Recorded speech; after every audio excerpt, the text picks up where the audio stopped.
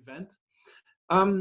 A tiny little bit about us. O20 is a student organization and a student party at the UVA, which means that we are at the UVA councils. We have our candidates in the councils, but besides that, we organize a lot of events. We write a lot of booklets, and we really try to help the students not only through policy change, but also through a bit more pragmatic means, such as hosting these types of events that might give a lot of insight for students, maybe not only in learning some new skills, but maybe also in helping them make the right career decisions for themselves. I would like to give it over to Cameron now, and you will take it from here. The last thing I want to say is maybe that if any of you is a UVA student and interested in doing something more besides your study in order to better the university for all students, feel free to send me a message or any other O20 member, and we'll figure something out. So thank you very much. Thank you again for being here. And Cameron, off you go. Thank you very much for that introduction. Hello, everybody. Dear my fellow guests, speakers and organisers. Before we pursue the main agenda for today's captivating conference, as kindly organised and hosted by O20, I would like to firstly warmly welcome you all and begin by saying I sincerely hope that you're all keeping well, safe and sound during these very turbulent times with COVID-19. Yeah, more importantly, myself, Cameron Kennett, I'm deeply very honoured for O20 to have placed their faith within me, thereby enabling me with the utmost pleasure of moderating this very exciting yet informative conference that I am sure you'll well know by now, and I hope so, that revolves around the European Union's Recovery Fund. Just a side note that I'd like to mention, please, I am a human, let's say, that who does not ask much of people. However, I have 3 requests that I hope that you shall adhere to. Therefore, request number 1, please enjoy yourselves and respect the voices, opinions and discussions that are lapped within this great forum that we've provided for you. Please, second of all, please take away and learn from the discussion, debates and points made throughout the conference duration. And 3, please do not hesitate to engage in today's event, where in fact you're all invited to pose your burning questions, queries or inquiries about anything, everything discussed during the conference via either the chat function on the side there in Zoom, whereby our fantastic team shall go through and check, or you will have the opportunity to pose any questions during specific periods of the conference that shall permit you to do so. So please note, if you would like to personally ask a question, then write your question and put brackets personal, therefore we can provide you with the floor to speak when the time is right. So therefore, before I have the pleasure of introducing you to our 3 fascinating guest speakers, whom of which are all very well versed in matters related to the European Union's Recovery Fund, I'd like to first provide you some introductory words, some, let's say, food for thought, in order to start stimulating yet easing your minds into the conference's modus operandi.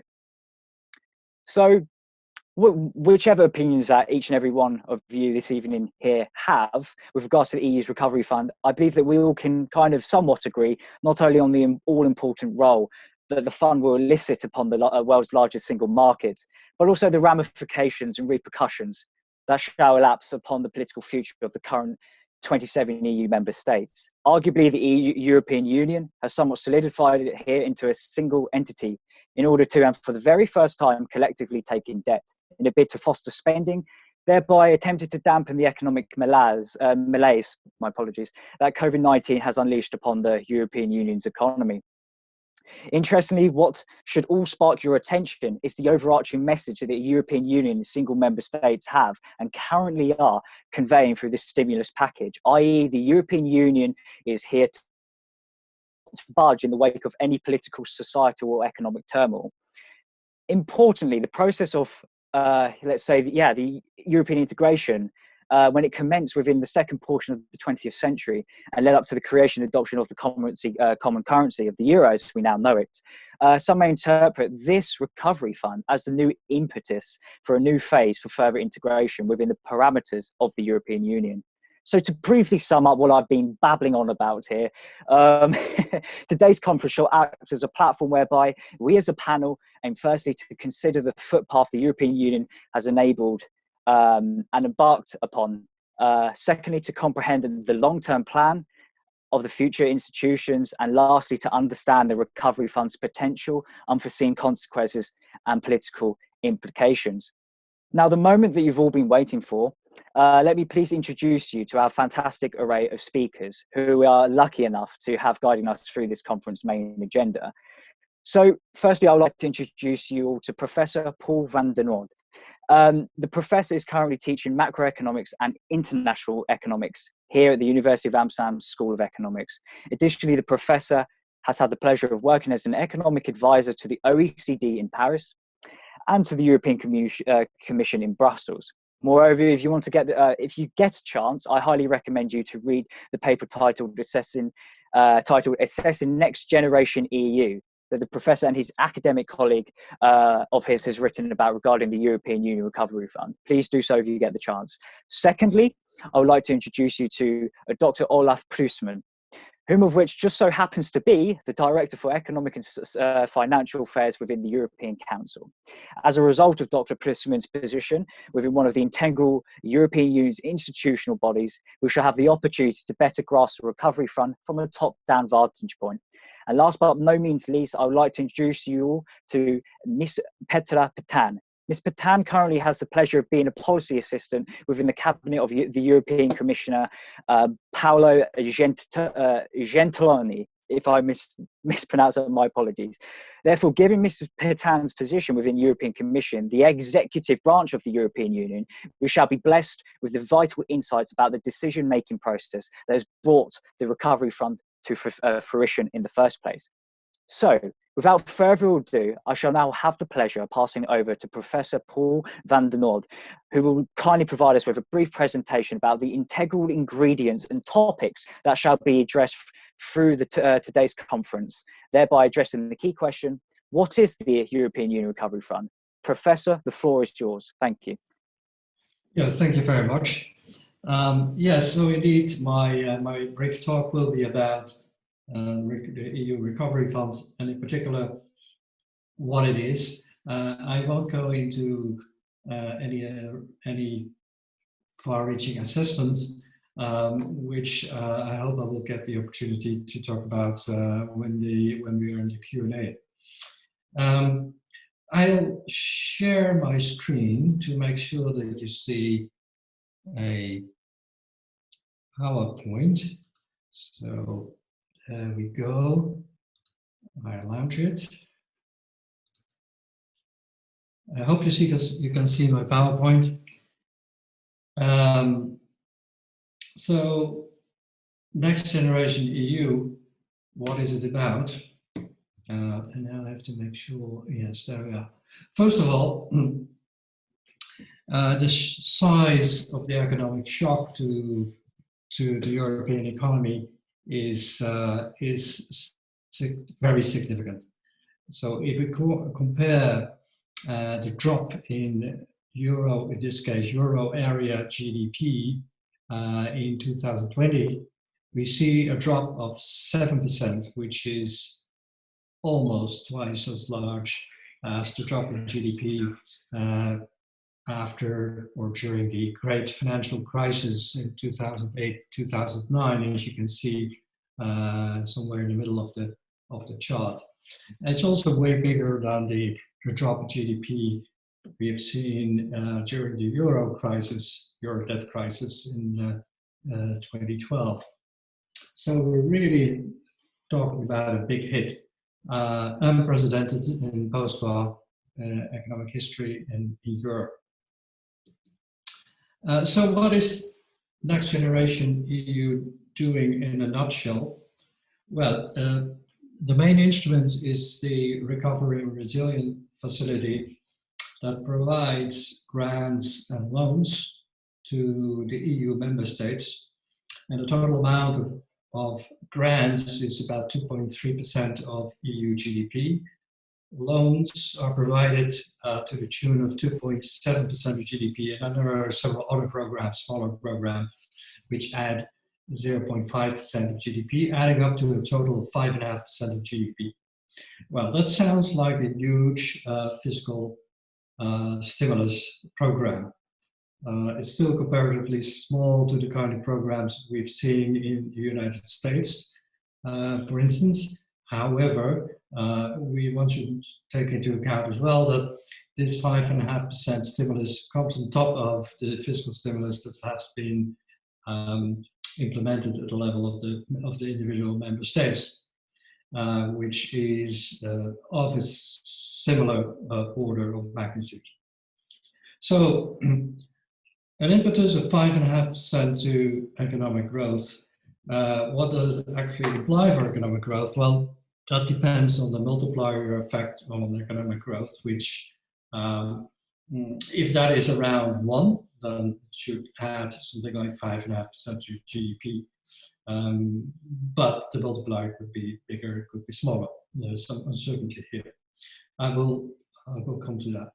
Now, on how the system works, this looks like a complex schematic representation. Actually, it's not that complex. At the left-hand side, we see the source of funding, which are the capital markets. The Recovery and Resilience Facility issues bonds, European bonds, which are used to raise capital in the markets. Of course, that needs to be repaid, so that's what the red arrow there at the left top of the slide is indicating. The Recovery and Resilience Funds facility then provides grants and loans to the member states. Grants means that those could be subsidies, those could be transfers. Loans obviously need to be repaid, and that's why we see red arrows going back to the Recovery and Resilience Facility that indicate the repayment of loans by the member states. The EU budget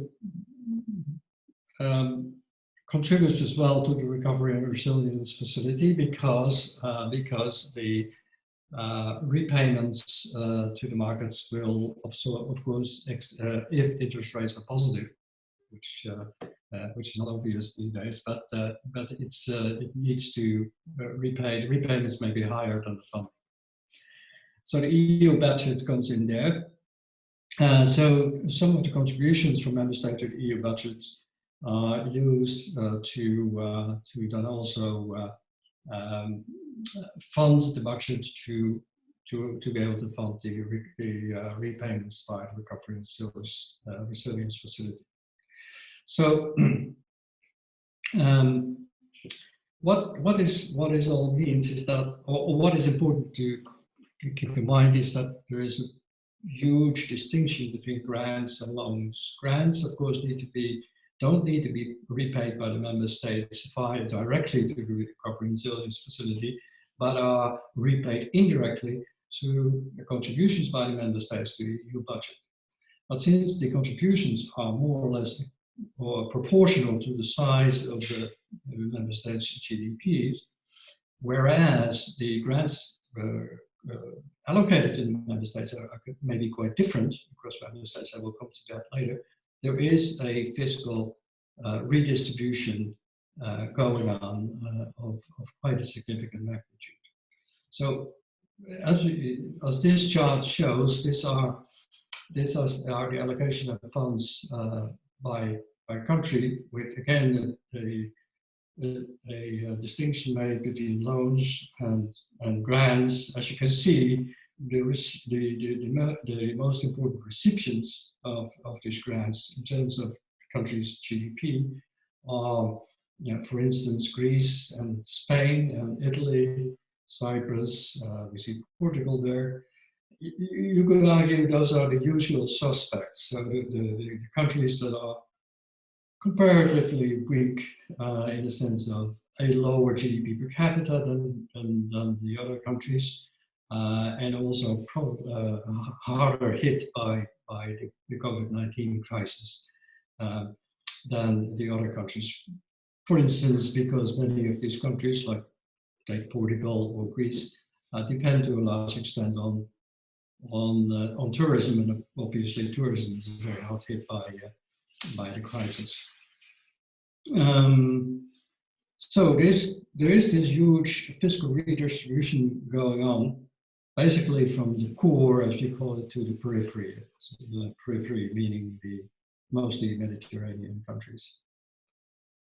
Another feature of the scheme is that the disbursements of money is spread out over time. As you can see here, the loans and the grants, which are the red and the gray areas, increase over time. They peak in 2023, 2024 to diminish thereafter, and by 2027, well, in the longer term, there's still a residual, but basically the scheme is completed in 2027. That is important because it means that while the economy is hit now, basically a lot of money is actually being disbursed only after the crisis. There is a big jump here in 2021, as the big bar shows here, but most of that is actually not. Not all of that is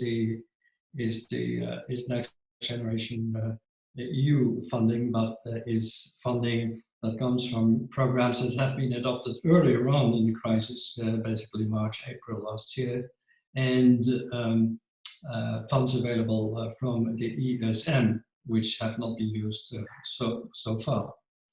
But that's important to keep in mind, that most of the money is actually disbursed after the crisis and not during the crisis. So it's not it's not something that is to a large extent mitigating the crisis, but it is supporting recovery after the crisis. Well, we've made an attempt to do a back of the envelope calculation of the impact of the fiscal impulses onto countries' GDP, based on an assumption on the fiscal multipliers, which we assume to be between 0.8 and 0.9.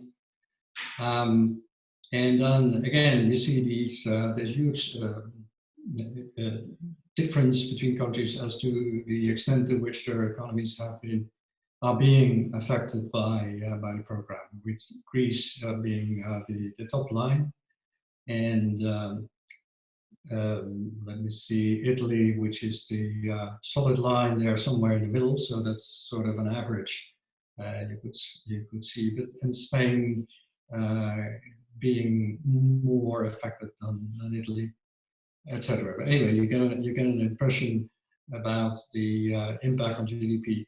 If you look at the number for 2027, of course, the impact on the Greek economy looks very big, something like 13% of GDP in terms of fiscal impact. Now, I want to say just a few words still about what I think about, well, my assessment basically.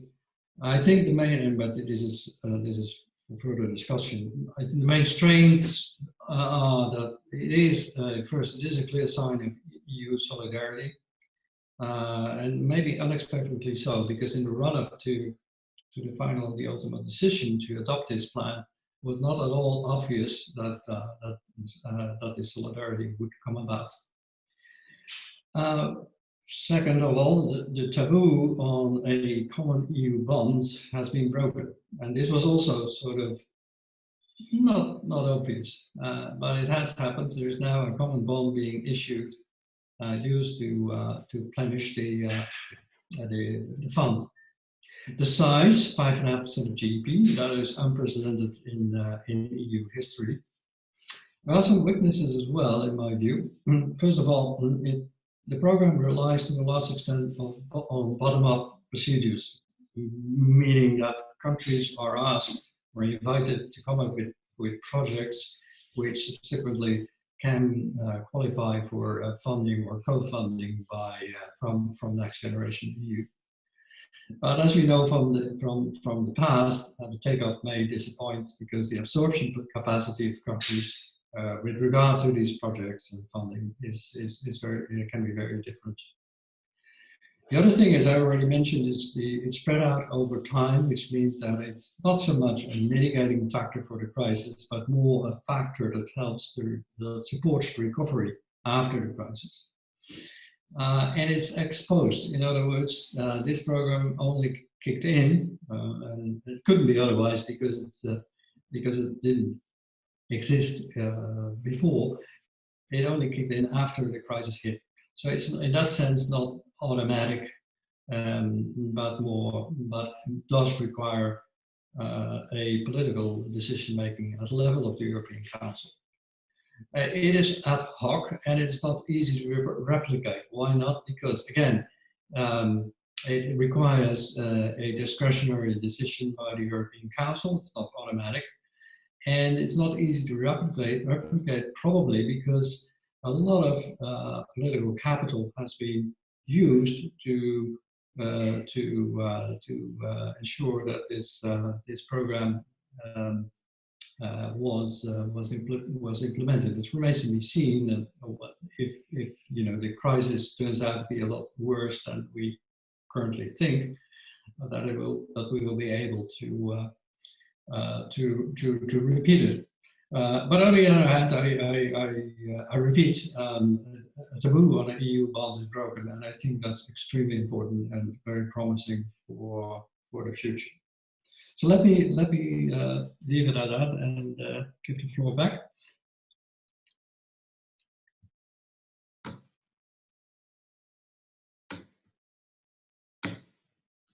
And now you stop share. And there we go. Perfect. Thank you very much, Professor. So we have actually a question, Professor, that if you do not mind, if I can ask you right away, if that's okay. Why do you favour the EU bonds, if you don't mind me asking?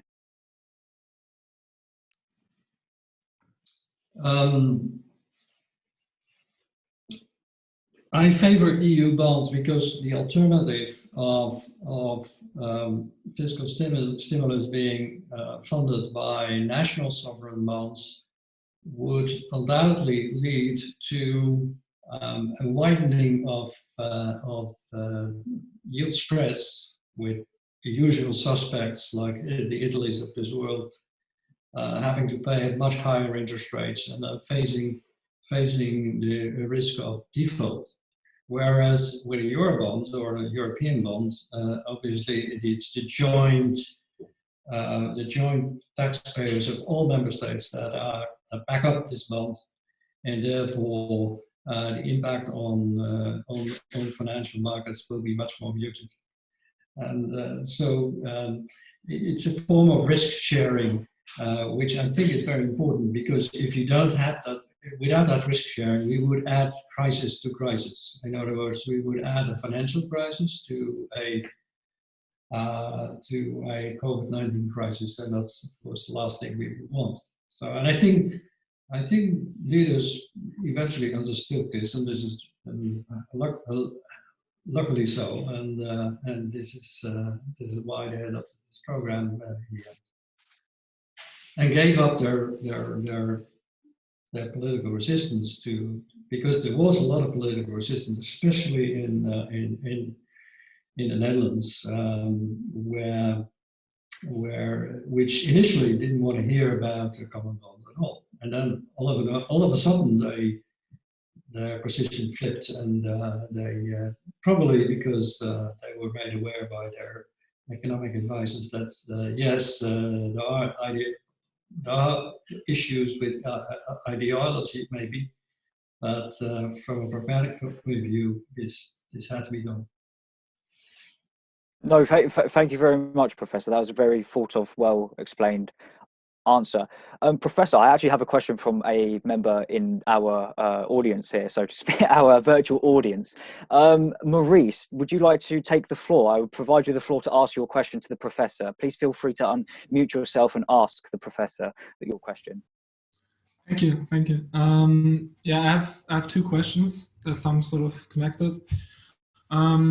You talked about the positive effects of this next generation fund. And it being something that the taboo was broken on taking on common debt. That made me think back of when the idea was not first floated, but received most attention, which was during the sovereign debt crisis.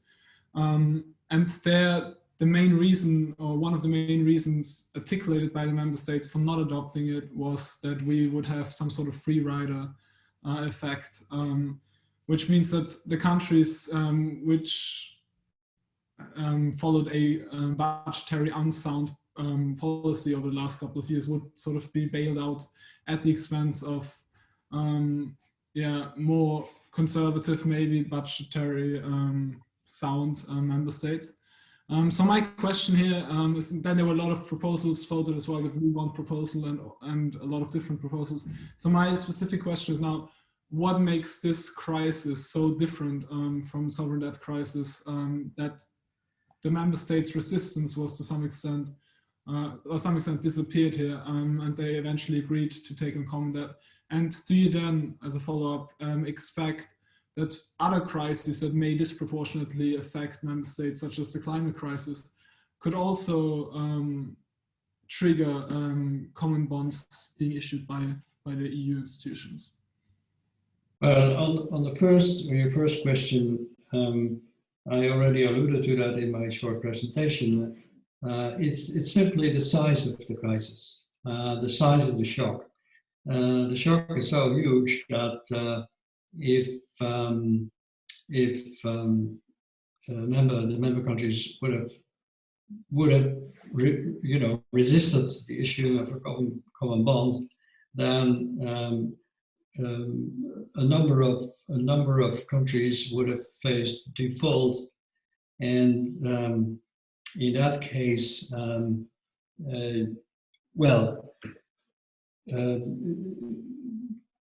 the other member states would have to foot the bill in any case, or would be faced with a huge spillover effect from those hard-hit countries in terms of their exports, and their economies would also be hit massively. So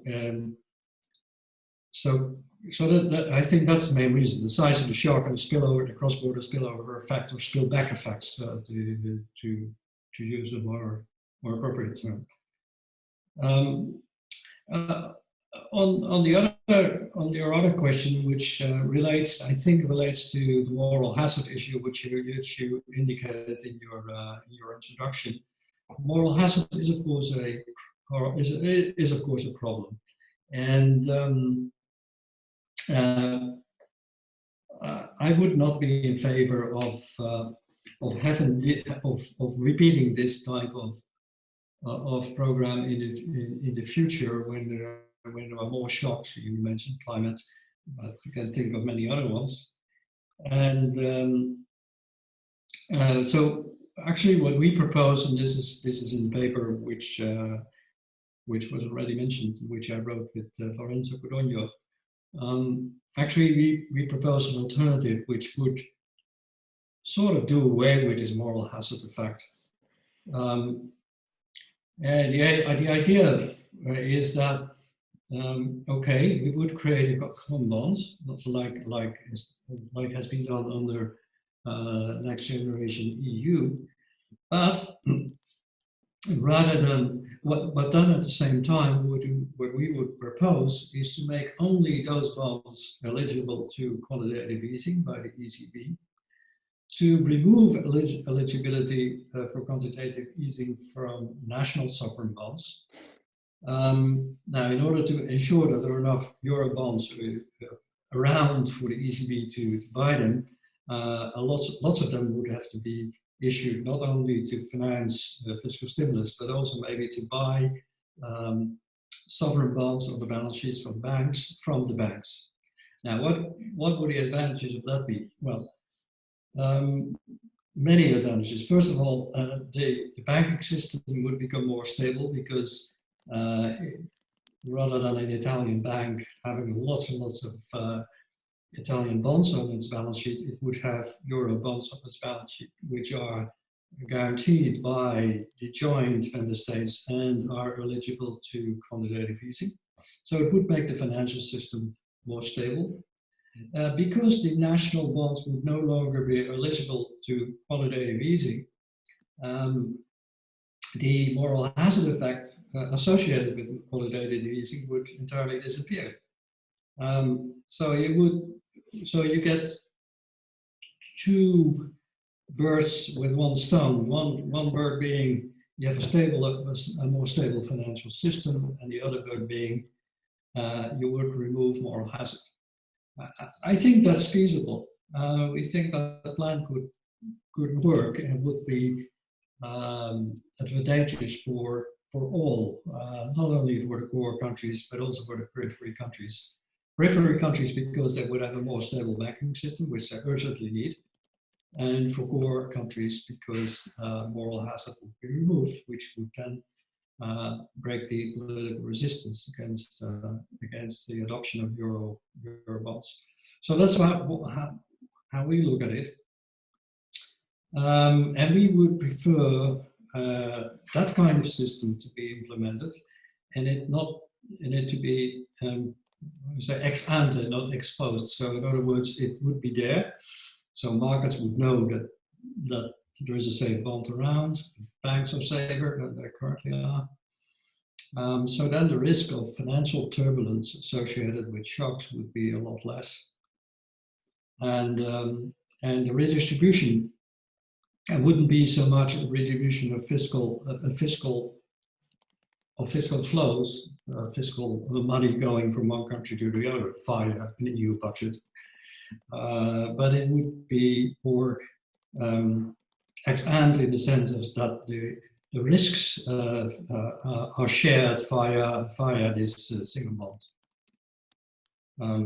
If you want, I mean, the paper is available, so you can see what the plan looks like. So what we're trying to do is combining two existing plans. One is to do fiscal stimulus at the center via a new fiscal capacity, and the other one is to allow this fiscal capacity to buy national sovereign bonds from the banks, financed by Eurobonds, in order to remove them from the balance sheets to a large extent, which is known also as the blue bond proposal. So we try to combine the two. We think it could work also politically. Professor, sorry to interject here, but I thank you very much for providing that. Maurice, thank you again for the somewhat sparking discussion. I just wanted to interject and ask whether Mrs. Patan or Dr. Ploesterman would like to respond to the question whether the crisis has broken the taboo of the Eurobonds, for instance, and also the future crisis. Please have the floor and feel free to speak if you'd like to respond. Yes, I think there's a few things I could add. I mean, it was a significant moment, the decision to establish such a fund. That is clear, and I also agree that probably the perception in many quarters is that the taboo was broken. You're aware that this is much more sensitive in some countries than in others, and notably in Germany, my country, and in your country, the Netherlands. This is a very sensitive subject. But let me also add that we had also already EU bonds previously. So in reality, what has changed now is the sheer size of the common bond issuance. So we had the ESM bond issuance of the 19 euro area countries back in the euro area sovereign debt crisis. To finance the support programs for Greece, Cyprus, Spain, and so on. And we've had actually for a long time already EU bonds issued by the Commission, but on a much smaller scale to finance programs like the balance of payments instrument or the macro financial assistance for countries outside the EU. So it's a side remark, but let's keep that in mind. The real change here is the size, and that is that by many I think has been seen as a broken taboo. Okay, can I just quickly, because I agree, the main thing is the size, but it's not only the size. It's also the fact that this bond is used to finance fiscal stimulus. That was never done before either. I mean, the assistance program for ESM programs Yes, they're financed by EU bonds in a way, but they're used to provide loans to the countries concerned, and so to repay them. And here, what's new here is that there is more than 300 billion of grants financed by the bonds, and so which means fiscal stimulus. And that's new as well. No, no, absolutely. I mean, we will get into the details later, I think, but there are, of course, many new features. That's clear. That's clear. To add a short reflection from my side, indeed, the last year when this crisis happened, we were hit suddenly, unexpectedly. It looked difficult at the beginning that we will get this agreement. Then, nonetheless, in EU terms, this turnaround was quite quick, and the agreement was quite decisive, quite a breakthrough in a short amount of time for EU standards, at least. We were in a hurry to get our recovery back on track. So there was a number of, let's say, fortunate circumstances that brought about this broad consensus to take this further step in, let's say, European integration. My take why this was enabled at that particular moment was that, contrary to the previous crisis, what we had was asymmetric shock. Really a symmetric shock with asymmetric consequences. Different countries suffered differently due to different compositions of their national economies and previous financial positions. But this was a symmetric shock where we were all hit. And at that moment, it was very difficult to assign culpability. There was no country, it was no country's fault that this came about. So I think that at that moment, the moral prerogative was so strong in light of all the people dying as well, that we just had to stick together at that particular moment. Then there were talks of Hamiltonian moment, yes or no. I wouldn't go that far. We are not on the brink of forming a fiscal union. But let's say that it is a first test. It is for people that favor more European integration, it is a step in the right direction.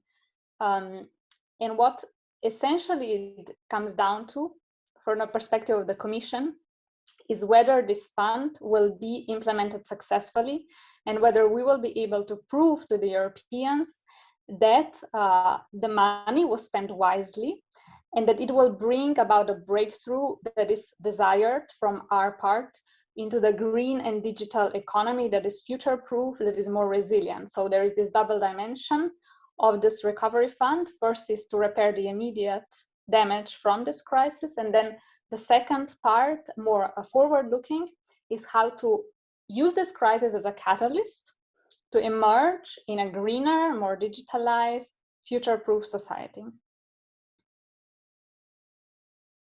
Thank you very much. I really appreciate that. That was a very good discussion. And I would like to, without further ado, for time's sakes, unfortunately, but I would love to keep that discussion going.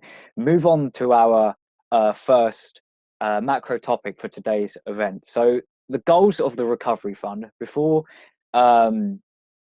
we spark a discussion again amongst our speakers with regards to the goals, I would like to provide just a brief information for food for thought here. So as stated by the President of the European Commission, Ursula von der Leyen, the European Union Recovery Fund has been devised to address the economic and social crisis caused by the COVID-19 pandemic.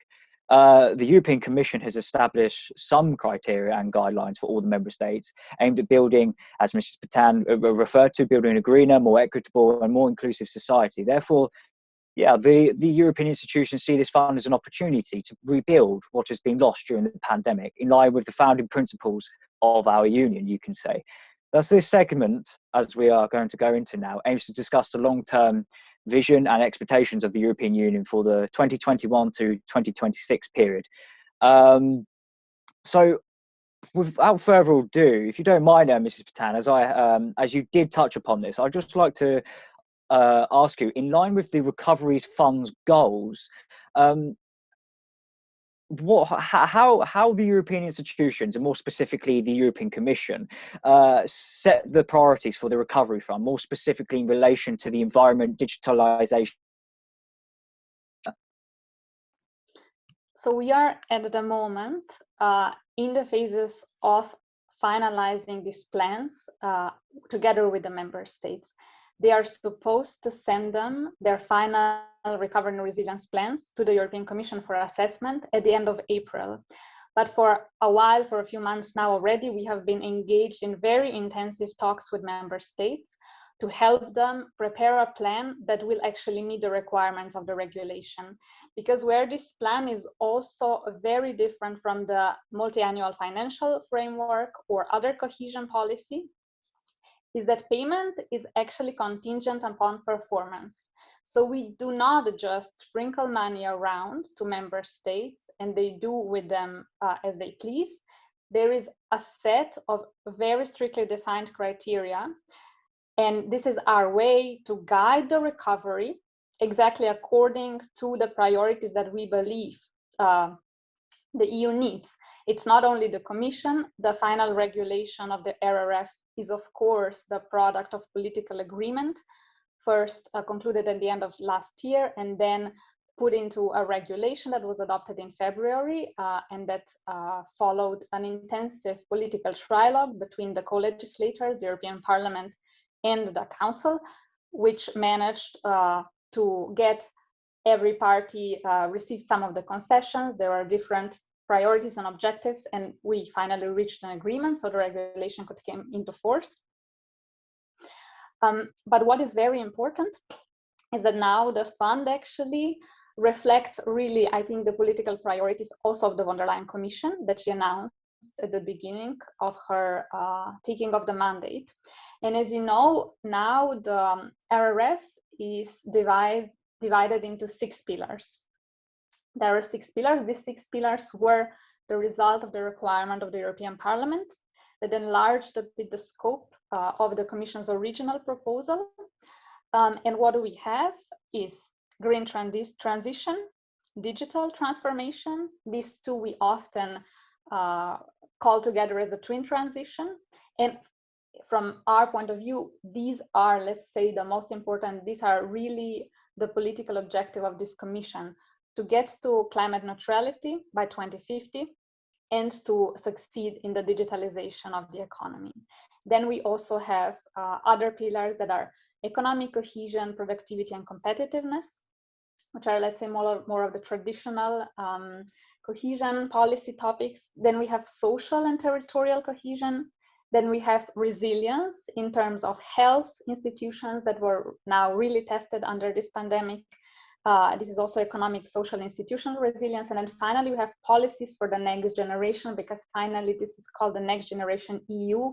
We want to transmit to the next generation the possibility to succeed in life and have a better future. So this pertains to skills, policies for children and youth that are suffering disproportionately, as you're all aware, during this particular time. So these are the 6 pillars. We have particular tracking, earmarking actually for 2. This is the green transition and digital transformation, because 37% of every national recovery and resilience plan has to address climate and environmental objectives. And in addition to that, 20% of every national plan has to respond to the digital demands. So we see that more than a half of money allocated to a particular member state will go to the achievement of this double twin transition. And this is really about building back better. It is a difficult topic because it is more easier and faster to absorb funds by building roads and investing in that kind of traditional cohesion type investment. But what we are really aiming here is to secure this EU added value and the direction that we want to direct the European economy. And this is what we plan to achieve with this, even though these projects are more complicated and more difficult to implement.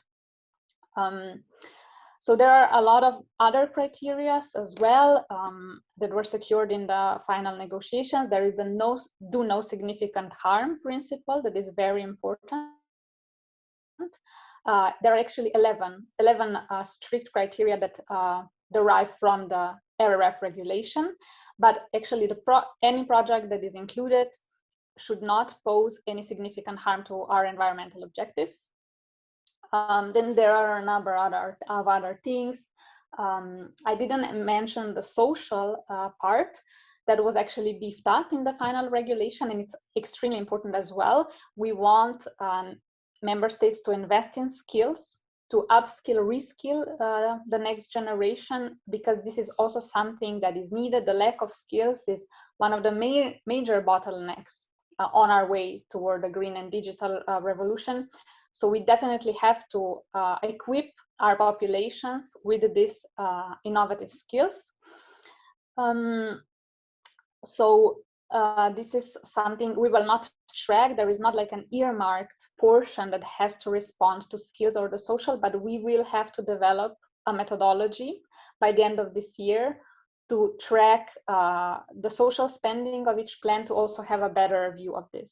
So I would say these are the holy trinity. I mean, green, digital, skills, or social, but then of course there are other objectives as well, to have a comprehensive response by each member state, with some discretion for sure still, because every member state has to respond to their individual needs and their particular situation. So there is no one size fits all. We are engaging dialogue with every member state to come up with a plan that responds adequately to what we and they think is needed. So there is clearly a national ownership, but also us as guardians of the treaties and the regulation, that we try to make the plans in accordance with the regulation. No, thank you very much. We have actually questions as you've been speaking, coming in with regards to your points and your especially from the Commission perspective as well. So just a question, Maurice, again, would you like to please unmute yourself and ask your question to Ms. Pitan, if you would like to? Yeah, sure. My question is about, you mentioned that there are some green aspects in the current bond proposal and Recovery Act. So my question is whether or not the taxonomy regulation that is currently in place to ensure no greenwashing and ensure the greenness of these bonds is sufficient in order to meet the sustainable goals, or whether or not you anticipate that there needs to be a revision of the taxonomy regulation. And my question is also some sort of connected here, is whether you expect that the legal basis that was used to issue these bonds, especially you alluded to the disproportionate effect of the shock. Also, do you think that that legal basis, Article 122 of the Treaty on Functioning of the European Union, may also be used to issue green bonds in the future?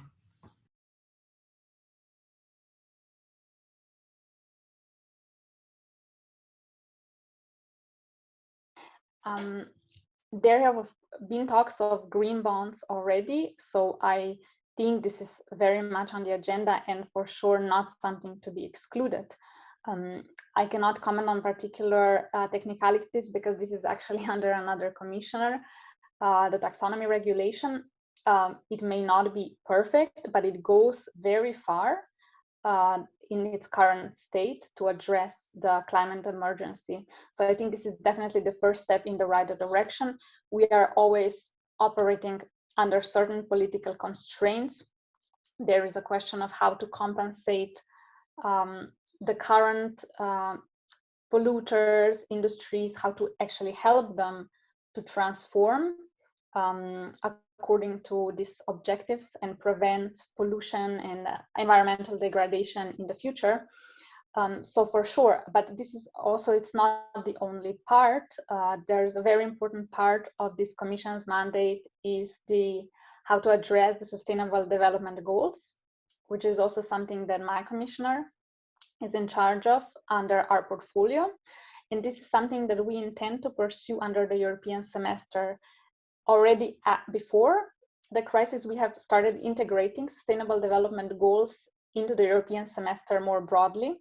So we included a section on environmental sustainability that didn't exist before. Before, the European semester at first was focused in particular on macroeconomic issues, structural reforms, and so on, the traditional ECFIN subjects. Then the European Pillar of Social Rights was integrated. So we had this two-pronged approach of economic and social. And then finally, we, together with Commissioner Gentiloni, integrated the environmental dimension. So we had this three-pronged structure. At the moment, the European semester is suspended. It's not suspended, it's there, but it's aligned with this recovery and resilience facility. So we do this year, the deliverables that we usually have, like the country-specific recommendations, the country reports that we issue every year to analyze a particular member state situation, are going to be changed because everything will be focused on the national recovery and resilience plans. But once we go more back to the normal, we intend to pursue the further integration of sustainable development goals. And actually, this is one of our foremost political commitments, that all of our actions, all of our deliverables, work streams, policies have to be SDG conducive and SDG compatible. So really to have a holistic picture of where our actions contribute or maybe counteract the achievement of the goals, and try to play these trade-offs for the best possible environmental, climate, and other parts of the equation. Thank you very much. That's much appreciated. Maurice, thank you very much for your question. I would like to move on, if that's okay, to our second macro topic. Doesn't time fly by when you're having fun? This is very annoying, but I will move on. So thank you very much, Mrs. Patan, for answering Maurice's question. So our second macro topic is the implications of the Recovery Fund. So essentially here, the Recovery Fund came into fruition thanks to the European Commission's historic decision to take on collective debt. However, this feature has been the most significant litigation point between the different member states during the negotiations that we did see throughout 2020. So with this mentioned, I would like to first discuss the impact of the decisions on the sovereignty of the single member states and the autonomy of their national governments. So I would like to direct a question to Dr. Prusman, if that's okay. So if we do see this EU recovery plan working successfully, do you see the European Union countries funding themselves via the European Union name rather than their own national bonds, if that makes sense? Yeah, thank you for the question. I mean, you're right. All this is indeed also about sovereignty, and therefore it was not a Commission decision. It was a decision by the 27 member states to go down that road and to create this common debt and this to finance the recovery fund. So that was indeed very difficult for some, because what is behind this controversial issue is different ideas and different visions of European integration. And some see, I'll try to just sketch out the extremes, but I mean, the one camp really would like to see the European Union and the Euro area notably to evolve into a fiscal union, which implies transferring fiscal sovereignty to Brussels, to the center, and taking it away, in the extreme case, from national parliaments. And this is simply an absolute taboo for the other camp. And notably also for the Netherlands and for much of German thinking. So, and we are, I think what's important to keep in mind that we are in the midst of this debate, which has been rumbling on for years and decades, and that will continue. And with this recovery fund, we have indeed made one step in the direction of deeper fiscal integration. And it was done for good reasons. This pandemic is not only excused, there are reasons to do this. But I think you can also see it that let's say the fiscal integrationists seized the moment to create that instrument as a stepping stone to deeper integration. So you have already also seen that while we are hardly in the process of implementing this plan, the discussion between the economists and observers of political processes is about, is this really one-off, or will this continue after this MFF period? And I mean, once we have successfully implemented this, we will have this debate whether to continue it or not. And therefore, for the proponents, it is of extreme importance that this fund becomes a success. And we all feel that political pressure in Brussels to make it a success. That's clear. But keep in mind, that is also in order to say afterwards, yes, we need this on a permanent basis. And that's basically the answer to your question. If we were to have more financing, more public financing at European level, this would require another fundamental decision, which is then backed by the own resources decision and the EU budget. So it is not really simple. It works. We continue like that. It is really, it would require a fundamental decision. No, okay, thank you very much for answering that question, Dr. Prisman. I do have a question for yourself or Ms. Patan, again, by one of our members in the audience, in our virtual audience. The question is, a week ago, there were headlines mentioned that there might be delays to the disbursements of the funds. Do you think these delays might push or delay the actual issuance and funding of these European Union bonds past the summer? Either Dr. Prisman or Ms. Patan, if you would like to take that, please take the floor. Yeah, maybe Petra first. I can say a few words, but maybe Petra wants to go first. Oh, I cannot hear you, Ms. Patan. Sorry, for some reason. No, I have no audio, unfortunately. I will pass the question over to Dr. Prisman. If you just want to maybe refresh your Zoom and see if you come back in, then feel free to answer when you come back in. Is it, Dr. Prisman, should I say the question again, or? No, I can say a few words. It's strange. We heard her, we understood her very well before. Yes, you rightly talk about the implementation of the plan and possible delays. So the regulation is in force since mid-February. So now we're there to implement it, to apply it. According to the present plans, we would probably have the first disbursements, if it goes very well, end of June or in July, at the beginning of the second semester. It may seem long. It will then be a year after the big decision by the heads of state of July last year. But you have to keep in mind, by legislative standards, we were really quick. And this is a regulation which has been adopted by, well, the first place the Commission had to propose it, and the two co-legislators had to adopt it. And we were really quick. And now member states have until end of April, in principle, to submit their plans. And they're all negotiating already bilaterally with the Commission. Then the Commission has 2 months to assess these plans and to say, yes, this is fine, and then they will play back the ball to us, to the Council, for us to adopt the plan with the Council implementing decision. So it may sound bureaucratic, but it's a huge amount of money, and you need proper procedures for that. And I would not exclude that we will incur delays, but think about what normally happens when public administrations and governments embark on huge projects. I mean, I don't want to be cynical, and maybe I postpone that to a bit later, but I mean, we're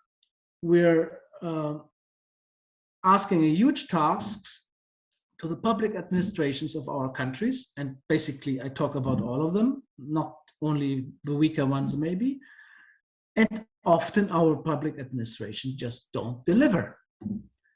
So let's just keep that in mind, because we're now really asking them to deliver a huge thing. Set up these plans, set up the projects, and ensure that all that money is spent properly. Yeah, I just want to pour a bit of water into the wine, because these things often just do not work properly. And it is the same countries that get now most of the grants that in the past notoriously have problems to actually use the EU cohesion funds, because they do not set up projects or they don't have the co-financing.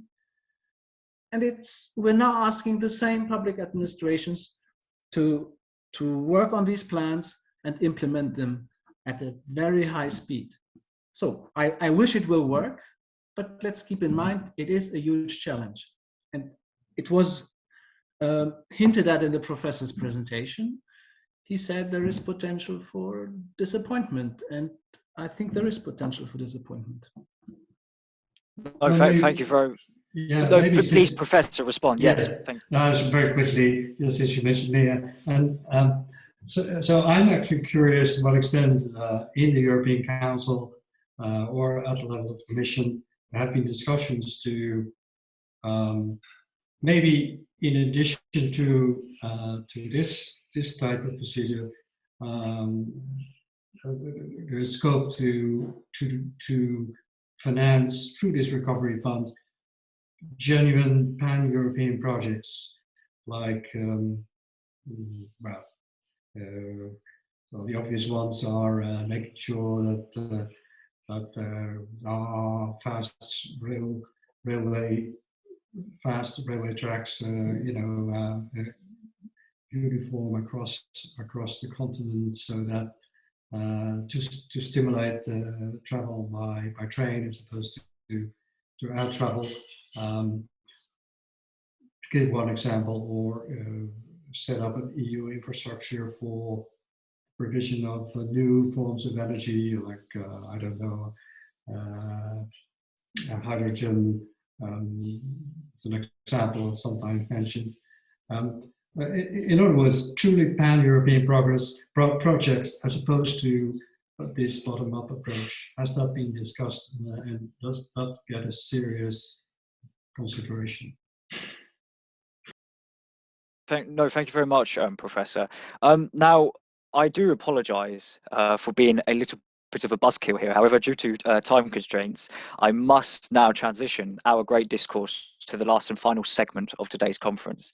So the questions and answer sessions, essentially. So as a result, I shall now begin by asking our guest speakers with some questions that you have already, the audience, have kindly sent in prior and during today's event. Therefore, in the meantime, while I'm posing these questions, if anybody else has any other questions they would like to send in, and once again, put in brackets personal, if you would like to personally have a dialogue with one of our guests, then do that, and then those questions shall get to me. So firstly, I believe, yeah, so Dr. Prusman, how would you, just a general question, how would you assess the overall role of the European Council in forming the Recovery Fund proposal? I mean, the proposal, strictly speaking, came from the Commission, but obviously this did not come out of the blue. So if I trace back a little bit where we stood last year in April, May, in the midst of the first lockdown, we started talking about needing a strong instrument to save Europe and to help a number of countries.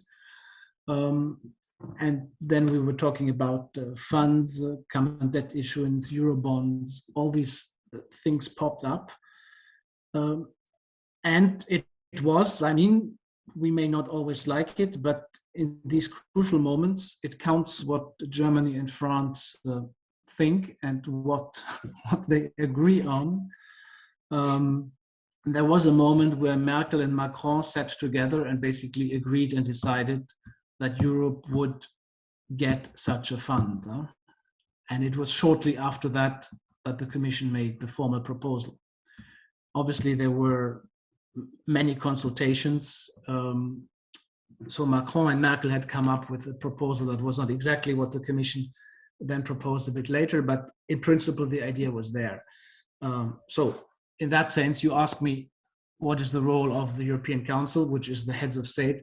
So it was notably Merkel and Macron who gave their blessing to this project. And then also Mark Rutte followed, let's put it that way. He was certainly one of the most ardent skeptics, but then also the Netherlands followed. No, thank you very much, Doctor. Mrs. Tan, I just want to ask, is your microphone working? Then I can ask you a question. We have a question for you. You tell me if it's working. Perfect. Perfect. No, all good. We can hear you loud and clear. So with regards to the, so how long is the maturity for the loans, and is there a risk that they will not be repaid?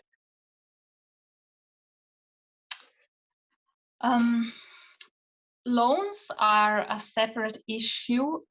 You mean the loans that we are giving to the member states, or? Yes, correct.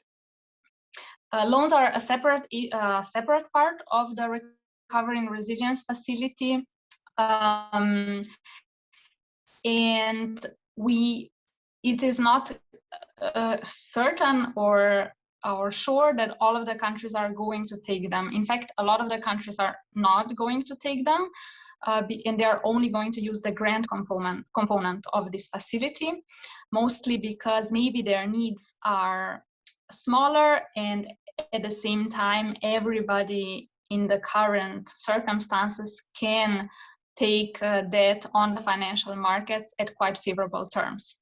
So I wouldn't say that this is when and if they are going to return these loans, that this is really a major issue at the moment. I'm not sure the maturity, but in any case, we don't expect that this would become an issue later on. First of all, because these loans are going to represent a smaller portion of what we will pay out. And secondly, because the purpose of this facility is to produce productivity boosting and growth enhancing reforms.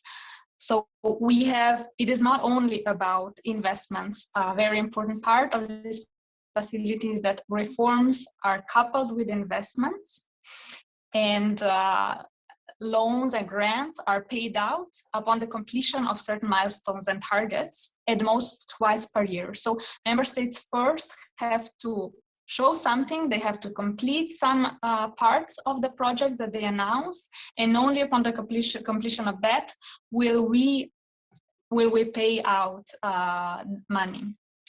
So a lot of these measures are supposed to enhance the growth potential, and this is really our way to, even in the medium or longer term,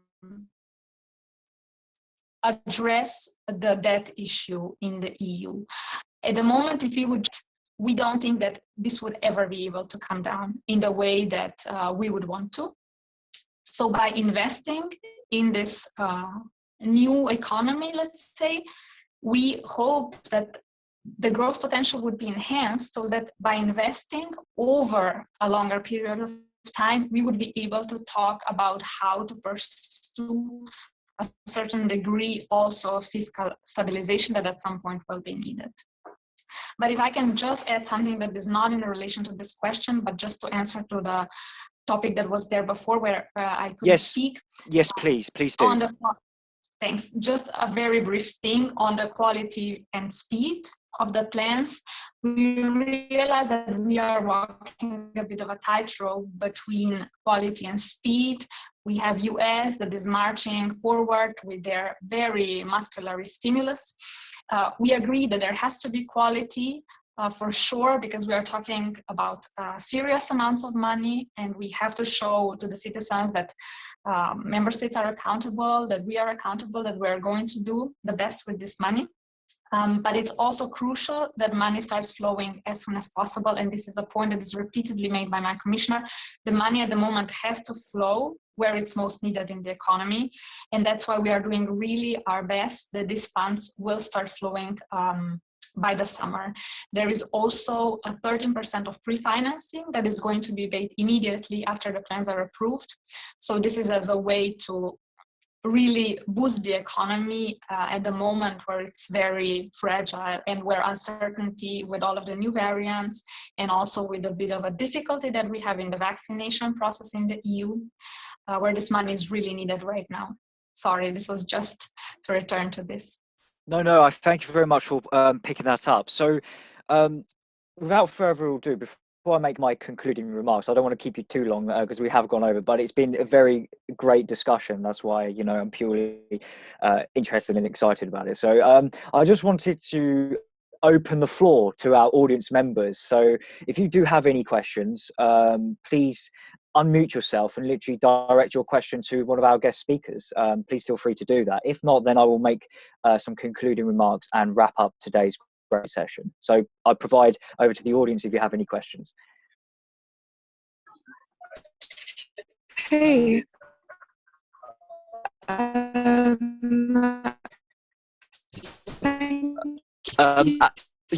Sorry, you're the talk. Lagging. Who raised the question regarding whether the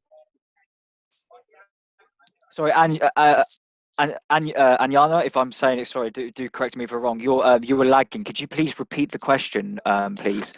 Yeah, sure. So thank you so much for your speech, first of all. I was the one who asked the question regarding whether issuances might be delayed. And I just wanted to ask regarding the 30% pre-financing, what exactly is that referring to? Is that referring to some of the SURE program finances raised to sort of fund the plans by the countries if the recovery fund is postponed? Or yeah, so I just wanted to clarify what that 30% pre-financing was referring to. Is that dedicated to a specific speaker or just Yes. So I think Ms. Patan just mentioned it about 2 minutes ago about. Yeah, I think Petra could probably best answer if we can understand her well, because that was difficult at the end of her last intervention. I think I understood the question. There was a bit of a lag, but the question was what the refinancing would constitute of. It's 13%, and this should be paid out at the moment. So as we already mentioned today, after the end of April or even before, whenever we get a plan, the Commission first has a 2-month scrutiny period. We will, of course, try to be quick. Then the Council has another month to assess and then confirm an individual plan. And at that moment, there will be a legal decision on the validity of the plan that will come out. And at that moment, we will be able to pay this pre-financing. That means that this pre-financing will not be conditional upon the completion of milestones and targets, because it will be paid before member states will start pursuing these milestones and targets. And the point of this provision is really to ensure funds to start flowing as soon as possible, because member states, companies, sectors, individuals are in dire economic circumstances, and this is just a way to address that.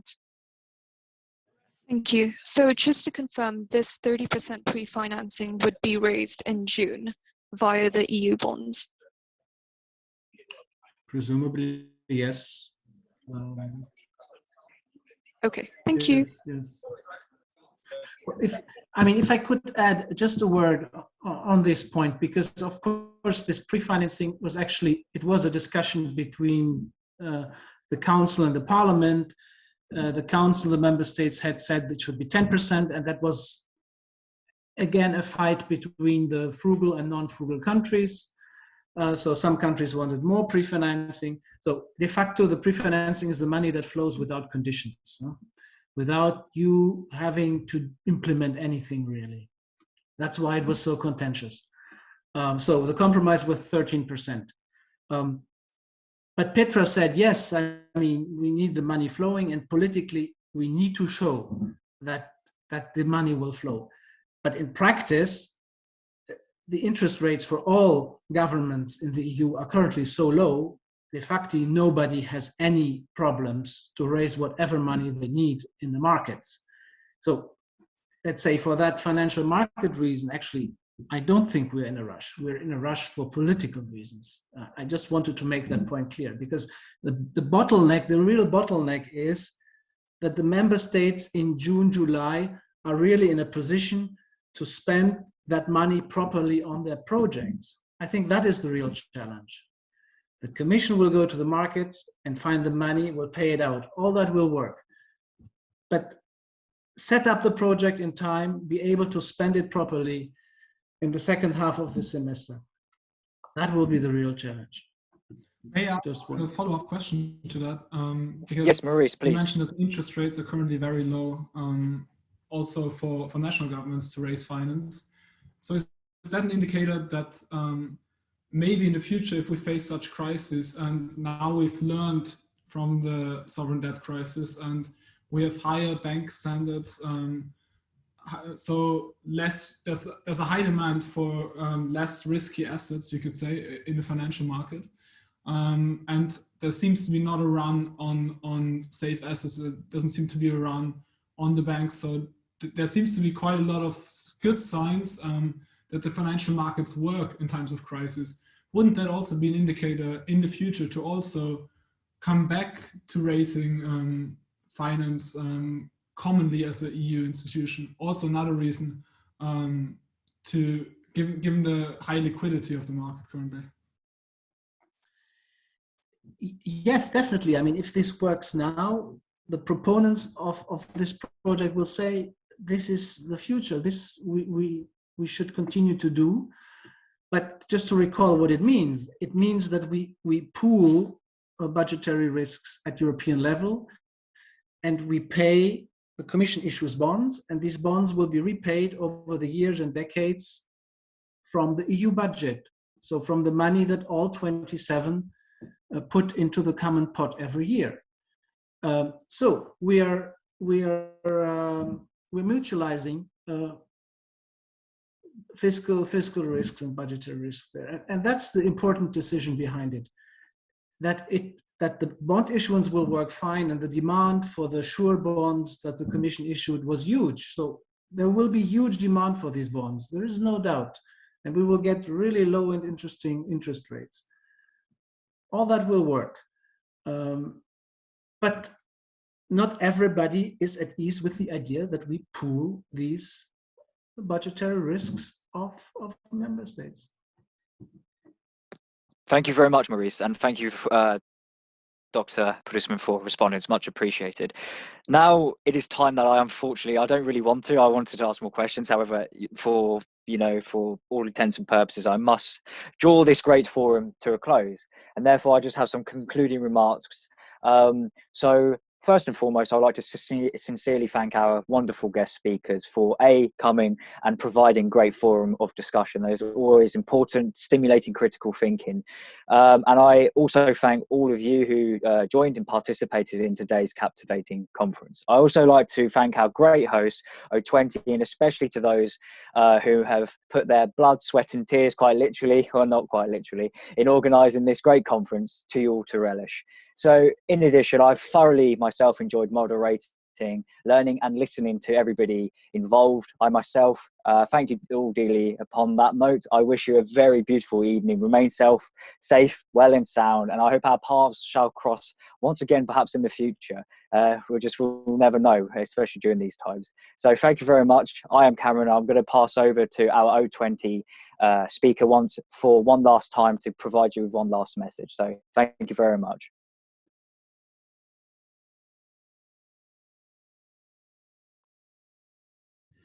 Yes, I want to do it if you don't mind.